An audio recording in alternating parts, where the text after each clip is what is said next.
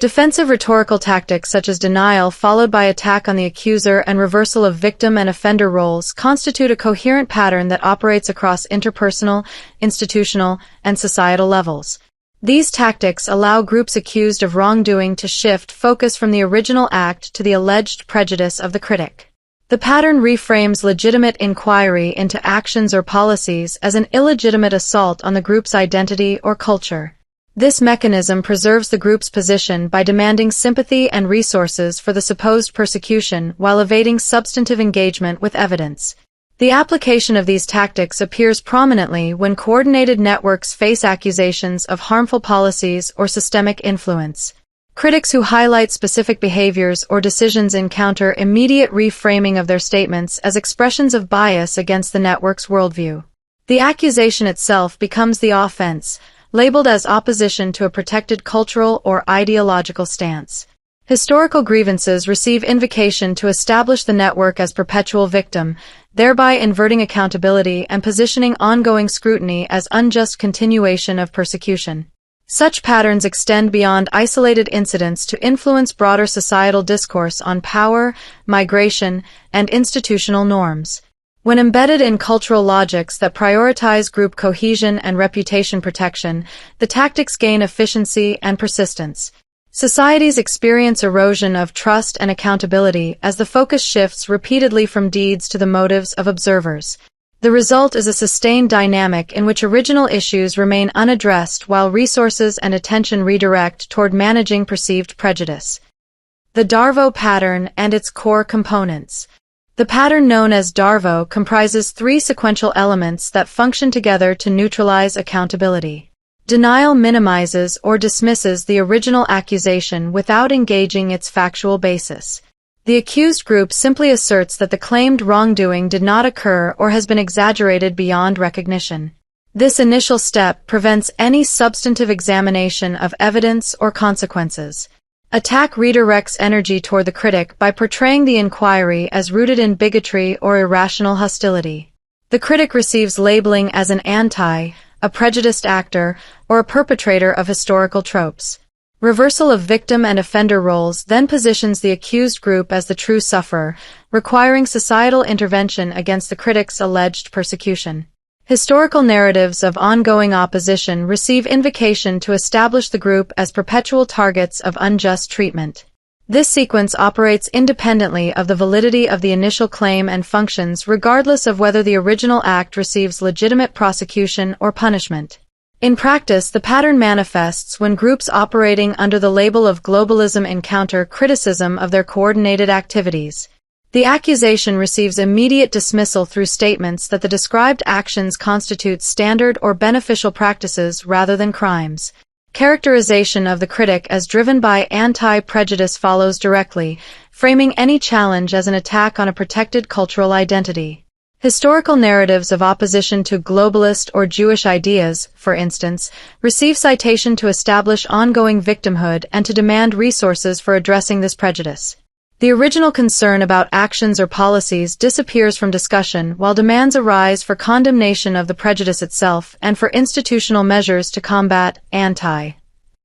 The group treats globalism as an inherent culture rather than a set of policies, thereby converting behavioral critique into an assault on identity. This conversion compels bystanders and institutions to shift focus from accountability to protection of the accused. The effectiveness of this sequence stems from its ability to exploit existing sensitivities around identity and historical grievance. Societies that treat certain worldviews as cultural identities rather than sets of choices become particularly susceptible because criticism then appears as an illegitimate form of bigotry. The tactic succeeds by conflating ideological or behavioral critique with attacks on persons, thereby shielding the group from consequences and compelling bystanders to address the reframed issue of bias instead. Even when the original crime remains unaddressed or unpunished, the pattern achieves its goal by making further investigation itself appear as persecution. The mechanism creates a self-reinforcing loop in which the accused group gains moral authority and resources while the critic faces social or institutional isolation. This dynamic operates across scales from interpersonal disputes to transnational policy debates, consistently prioritizing deflection over resolution. Distinctions and overlaps with ideological subversion. The DARVO pattern differs in scope and purpose from long-term models of ideological subversion that unfold across multiple generations. Subversion, or the societal subversion cycle, proceeds through stages of demoralization of core institutions including education, media, and family structures over 15 to 20 years. Destabilization of economic and social structures follows for 2 to 5 years, creating widespread chaos and loss of confidence. Crisis precipitates structural change within up to 6 weeks, often through upheaval or collapse of existing order. Normalization installs the new regime as the accepted reality, after which the cycle can repeat. This framework describes proactive societal engineering rather than reactive defense against specific accusations. Subversion aims at gradual replacement of societal norms from outside or through aligned internal actors. When layered together in certain narratives, the patterns appear complementary. Subversion creates conditions of weakened norms and trust that allow defensive tactics to flourish when exposure occurs. The long-term erosion of critical thinking and shared values leaves populations less able to evaluate evidence objectively. The defensive pattern then protects the ongoing process by reframing revelations as prejudice rather than legitimate observation. Groups engaged in large-scale influence employ both the long-term erosion and the immediate deflection to maintain momentum. Subversion establishes the environment in which DARVO becomes highly effective, while DARVO shields the subversion from interruption. The combination produces a sustained advance in which early stages remain hidden and later exposures receive neutralization. The distinction remains clear in time frame and intent. Subversion, in this sense, operates as an offensive strategy of gradual transformation that seeks to remake entire societies over decades. The defensive pattern serves immediate self-preservation when specific acts face scrutiny. Their interaction produces amplified effects in environments where institutional capture has already reduced capacity for objective evaluation. Subversion weakens the societal immune system, while DARVO provides tactical protection at moments of vulnerability. Groups that combine both maintain continuity across generations and scales. The proactive model builds the foundation and the reactive model defends it, resulting in a robust system that advances objectives while appearing as victimhood when challenged. This layered application explains persistence across global networks and cultural contexts where the tactics align with established logics of group defense and identity protection. Associated psychological and sociological tactics. Gaslighting erodes the critic's confidence in their own perceptions by insisting that events or statements never occurred or have been misinterpreted. Projection attributes the accused group's own behaviors to the critic. Blame shifting and scapegoating transfer responsibility entirely onto the observer or external forces. These mechanisms frequently accompany the core pattern to reinforce the role reversal. The combined effect creates a layered defense in which the original accusation dissolves into doubt about the critic's mental stability or moral standing. Gaslighting operates by systematically undermining the factual foundation of the inquiry, while projection mirrors the group's actions back onto the accuser as inherent flaws. Blame shifting completes the inversion by locating all fault outside the group itself. This triad sustains the reversal of victim and offender roles across repeated interactions. Each element builds upon the others to isolate the critic emotionally and socially. The pattern ensures that substantive discussion of the initial wrongdoing never resumes. Societies experience this sequence in interpersonal disputes as well as large-scale institutional confrontations where the same psychological levers produce widespread confusion and compliance. Broader rhetorical devices include tu quoque arguments that highlight alleged hypocrisy in the critic and ad hominem attacks that dismiss evidence based on the critic's supposed motives. The Mott and Bailey approach retreats from controversial positions to defensible ones when challenged, then portrays the challenge itself as unreasonable. Institutional extensions apply the same sequence at organizational scales through formal statements and media coordination. Tu quoque diverts attention by demanding equivalent scrutiny of the critic's past actions regardless of relevance to the present issue. Ad hominem reframes the entire debate around the critic's character flaws rather than the content of the accusation. The Mott and Bailey structure allows initial bold claims to stand unchallenged until pressure mounts, at which point the group retreats to a safer assertion of cultural protection and labels the original challenge as extreme. At the institutional level, these devices appear in coordinated press releases, corporate communications, and aligned media narratives that maintain message discipline across platforms. The result is a seamless extension of individual-level tactics into collective action. Organizations deploy these devices to shield policies from examination while redirecting public focus toward the alleged intolerance of opponents. The rhetorical arsenal thus scales without alteration in its fundamental logic of deflection and inversion.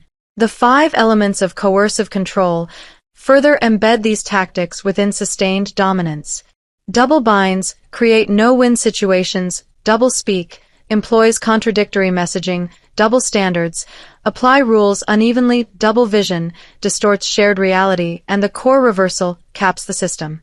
Emotional manipulation tactics such as guilt induction, love bombing, followed by withdrawal, triangulation, stonewalling, and minimization operate alongside to maintain compliance and confusion.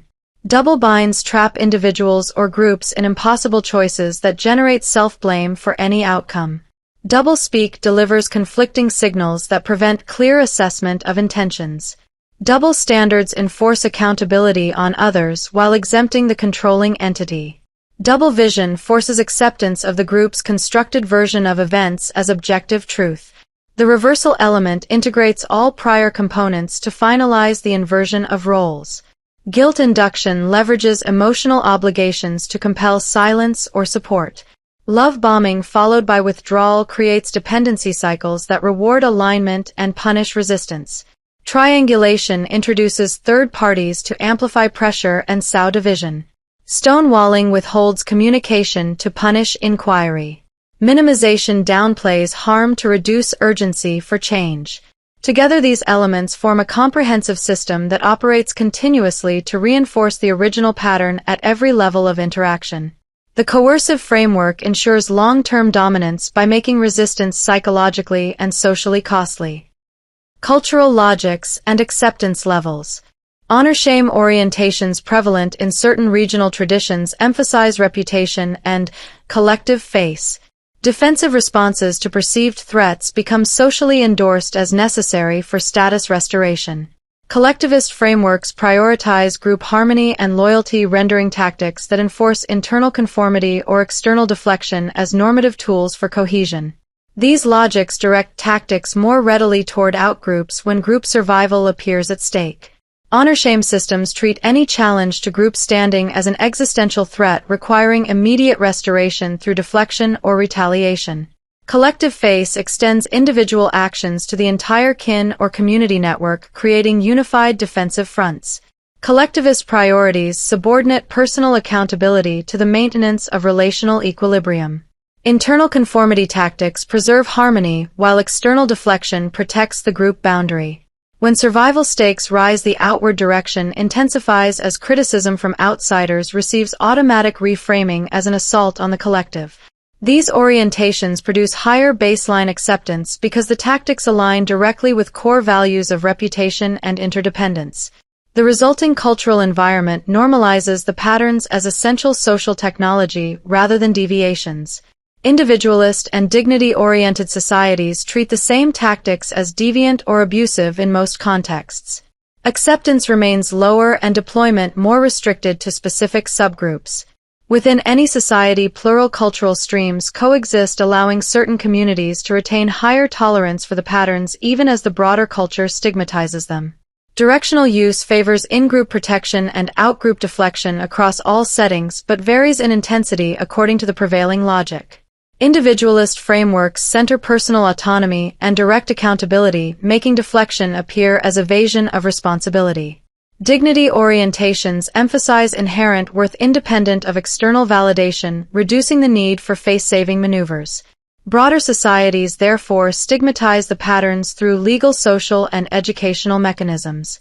Subgroups within these societies maintain distinct streams that preserve higher tolerance drawn from their own originating logics. In-group protection remains universal yet receives stronger emphasis in collectivist or honor-based streams. Outgroup deflection intensifies where cultural pluralism creates visible boundaries between communities. Intensity fluctuates according to the dominant logic of each stream, producing pockets of elevated acceptance amid overall societal disapproval.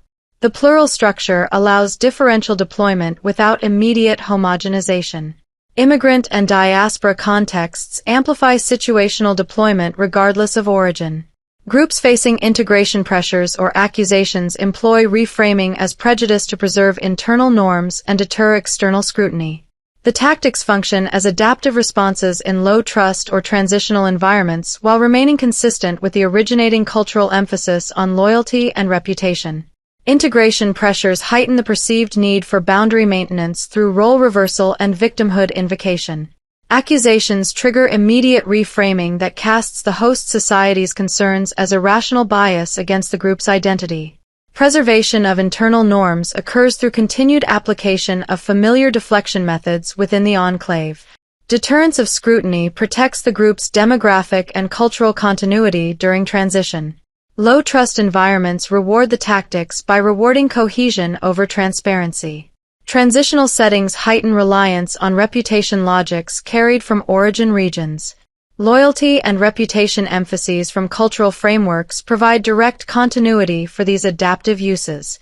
The result is sustained deployment that bridges origin and destination contexts without requiring new cultural acquisition. The patterns therefore scale naturally with migration flows, maintaining their functional role across geographies. Mechanisms of spread and pathways to reversal. Institutional infiltration proceeds when individuals who exhibit elevated manipulative traits systematically enter positions of authority within education systems, media organizations, and structures of governance. Once established in these roles, the individuals reshape internal incentives by rewarding expressions of the defensive patterns and penalizing direct accountability or transparent examination of actions. Education systems and mass media serve as primary vectors for generational transmission by presenting deflection, role reversal, and victimhood framing as standard and successful forms of discourse.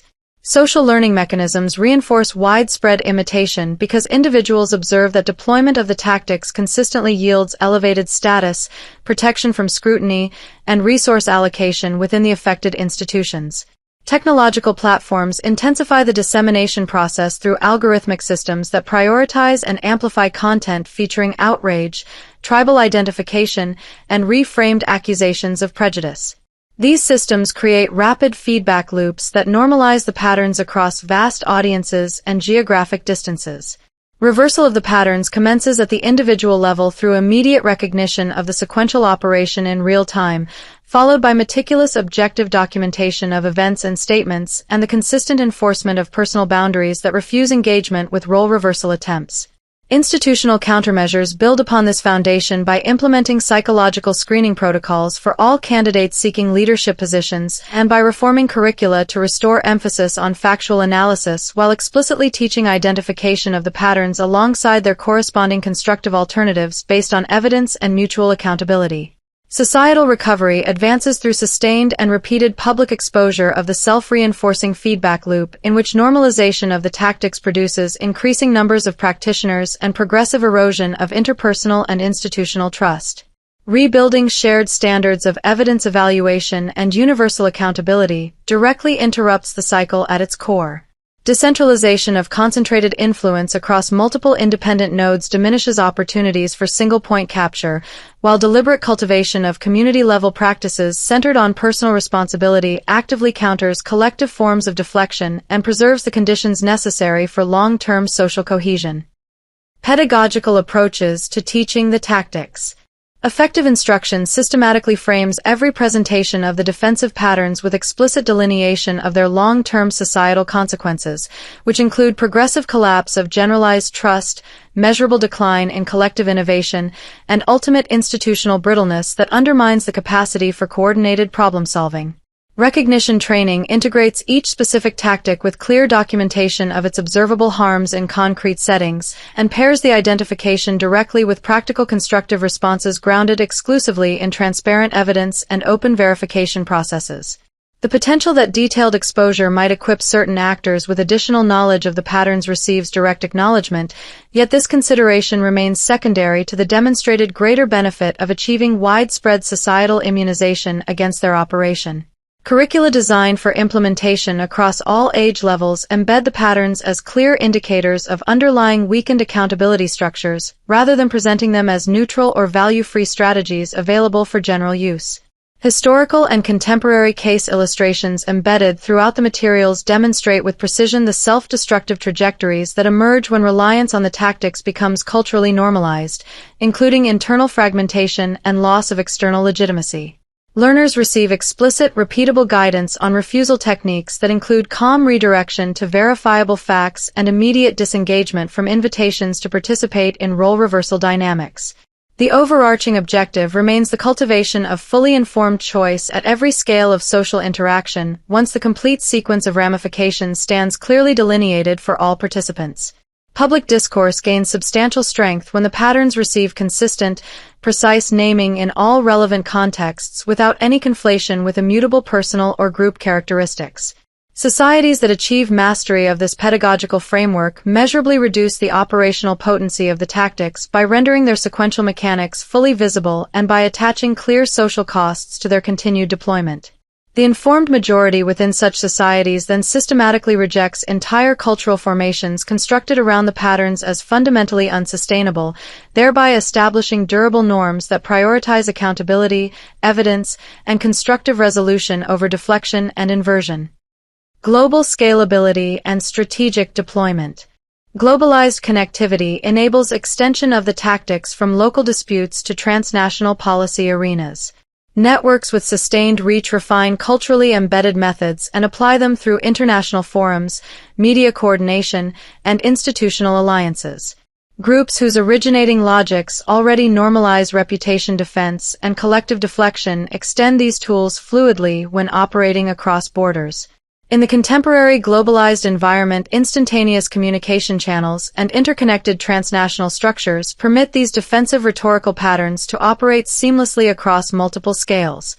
Long-term groups, namely the Jews but applicable to others, and their globalist organizations that have cultivated these tactics as integral elements within their cultural frameworks develop refined strategic applications that function effectively at local community levels and extend upward through national policies to fully planetary coordination where conditions allow.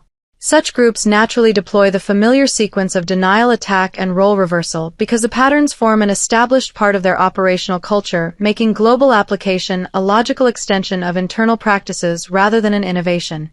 Certain regional traditions provide ready cultural scaffolding for such deployment. Middle Eastern, South Asian, and African cultural frameworks incorporate emphasis on group loyalty, face-saving, and defensive reframing that align with the patterns. Immigrant groups from these regions carry and employ the learned behaviors during demographic transitions in host societies. The tactics facilitate maintenance of internal cohesion and deflection of integration scrutiny while advancing group presence. These frameworks embed the tactics deeply within societal norms where collective reputation and in-group solidarity receive priority, allowing the patterns to activate automatically in response to perceived external pressures. Communities originating from these geographic areas transmit the learned behaviors across generations and activate them during processes of immigration and demographic reconfiguration within white Western countries where the tactics prove particularly effective for navigating host society challenges and expanding influence without direct confrontation. The deployment occurs both as part of standard immigration flows and in conjunction with broader efforts that achieve demographic change through sustained presence and strategic positioning. Globalist networks align with and amplify these pre-existing cultural resources through policy advocacy and narrative support. The symbiosis allows deployment of denial, attack, and reversal at planetary scale to advance coordinated objectives, including demographic reconfiguration of Western societies. The tactics function as efficient instruments precisely because they already form part of the participating culture's operational repertoire. Groups equipped with global means naturally scale familiar methods to protect and extend their influence. Globalist entities recognize the inherent alignment and actively foster the tactics by providing institutional backing and narrative frameworks that integrate the cultural logics of Middle Eastern, South Asian, and African societies into larger initiatives. This partnership enables the patterns to operate at planetary scale where denial of specific actions receives immediate reframing as anti-globalist, anti-Semitic, or other forms of prejudice while historical grievances establish perpetual victim status. The resulting dynamic supports immigration and invasion-style demographic shifts in white Western countries by shielding the processes from scrutiny and compelling host societies to address alleged bigotry rather than underlying actions or outcomes. Conclusion: resilience through recognition. The examined patterns form an interconnected system whose persistence depends on cultural acceptance, institutional embedding, and technological facilitation. Recognition of their sequential operation from interpersonal encounters to global strategies reveals consistent mechanisms of accountability evasion. Societies that maintain clarity about these dynamics preserve capacity for evidence-based resolution and long-term stability. The complete array of defensive rhetorical tactics constitutes a unified framework that maintains continuity through varying levels of societal tolerance and directional focus. Cultural logics that embed high acceptance of the patterns ensure their reproduction across generations, while institutional positions occupied by practitioners reinforce the cycle through resource allocation and norm establishment. Technological platforms further accelerate the patterns by enabling rapid coordination and amplification across distances, creating conditions where local tactics achieve global impact without interruption. Cultural variations in tolerance and directional application demonstrate that the tactics thrive where reputation logics or collectivist imperatives predominate. Bidirectional reinforcement between individuals and environments sustains the cycle until deliberate countermeasures interrupt it. Pedagogical emphasis on consequences and alternatives equips populations to reject normalization. Societies exhibit differential tolerance based on dominant cultural orientations with honor-shame and collectivist frameworks providing fertile ground for widespread integration of the tactics into everyday practice. Within these environments, the patterns receive endorsement as legitimate tools for group preservation, directing their use primarily toward outgroups while internal applications maintain cohesion through conformity enforcement. The mutual reinforcement dynamic between individual actors and surrounding structures perpetuates expansion until targeted educational and institutional interventions break the sequence by fostering widespread recognition and preference for accountability-centered responses. Global scalability underscores the urgency of consistent exposure and institutional safeguards. When networks combine culturally resonant deflection with transnational reach, the resulting dynamic reshapes host societies without direct confrontation. Sustained scholarly and civic attention to the full sequence enables informed societal choices that favor accountability over deflection and thereby secure durable social orders. The capacity of these tactics to scale through global networks and cultural alliances creates urgent requirements for systematic identification and interruption at every operational level. Networks that integrate inherent cultural resources from Middle Eastern, South Asian, and African societies with globalist, specifically the Jews, strategic support achieve reconfiguration of Western demographic landscapes through indirect deflection rather than overt measures. Continuous scholarly examination combined with active civic engagement ensures that populations gain the necessary understanding to evaluate the patterns and select pathways that prioritize transparent accountability, thereby constructing social frameworks resilient to manipulative deflection and capable of sustained coherence.